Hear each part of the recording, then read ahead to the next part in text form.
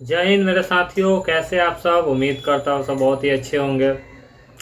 आगे बढ़ने से पहले बता दूं कि मैं अच्छा मुझे पोस्ट हुए साथ 13 साल काम करने का अनुभव, ये सब आप बहुत पहले से जानते होंगे।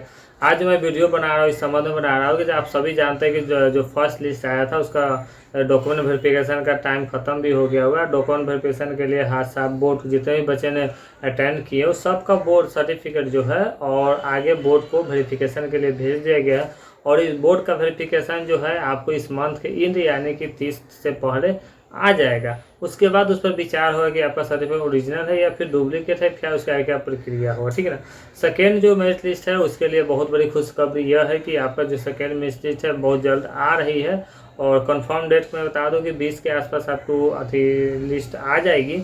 और आप लोग को मैं बता दूं कि जितने भी इस बार जो फर्स्ट लिस्ट आया था उसमें लगभग 94% बच्चे ने का जो है डॉक्यूमेंट वेरिफिकेशन फेक निकल चुका हुआ है। डॉक्यूमेंट वेरिफिकेशन मतलब बहुत सारे बच्चे आ ही नहीं है, लगभग 80% स्टूडेंट जो है पोस्ट ऑफिस में वेरिफिकेशन करने आए ही नहीं। तो जो भी नया कैंडिडेट जो जेन्यून कैंडिडेट है जिनका 95 है, 93 या फिर 94 या फिर 96 जो जेन्यून है उनका जो वेरिफिकेशन फर्स्ट लिस्ट में नहीं आया है वो टेंशन नहीं ले, घबराए नहीं। उनका जो इस बार आ रहा है क्योंकि जितने भी फेक सर्टिफिकेट वाले तो मोटा मोटी लगभग आपका सारा ही बच्चे छट चुके हुए हैं, ठीक ना।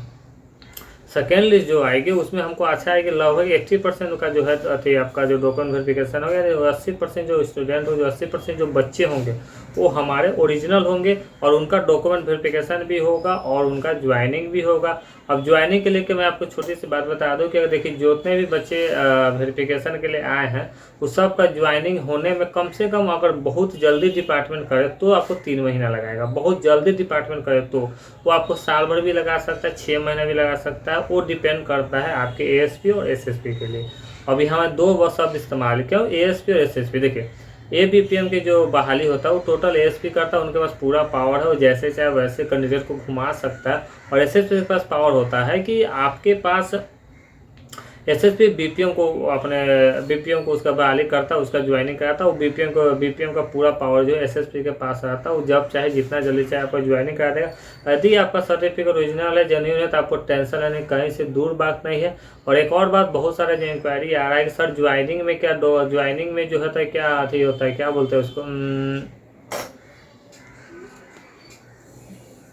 तो हम बात करते हैं कि ज्वाइनिंग में क्या घूस लगता है। बहुत सारे बच्चे का हमको कमेंट है, फ़ोन भी बहुत सारा फ़ोन आया, लगभग हमको 80 से 90 फ़ोन इसी बात पर आया हुआ है कि सर जो ज्वाइनिंग मेरा डॉक्यूमेंट वेरिफिकेशन हो गया है, क्या ज्वाइनिंग के समय क्या मेरा जो भी मेरा जो ऑफिसर हो क्या घूस लेगा। देखिए हकीकत में आपको मैं हकीकत बताऊँगा, सच बताऊँगा। देखिए जो भी आपका ओरिजिनल सर्टिफिकेट होगा, चाहे फेक वाला तो होगा ही नहीं, ओरिजिनल सर्टिफिकेट वाले से घूस क्या मिठाई के नाम पर आपसे 20,000, 25,000, 30,000 या कहीं कहीं 50,000 तक भी मांगा जाता है, ठीक है।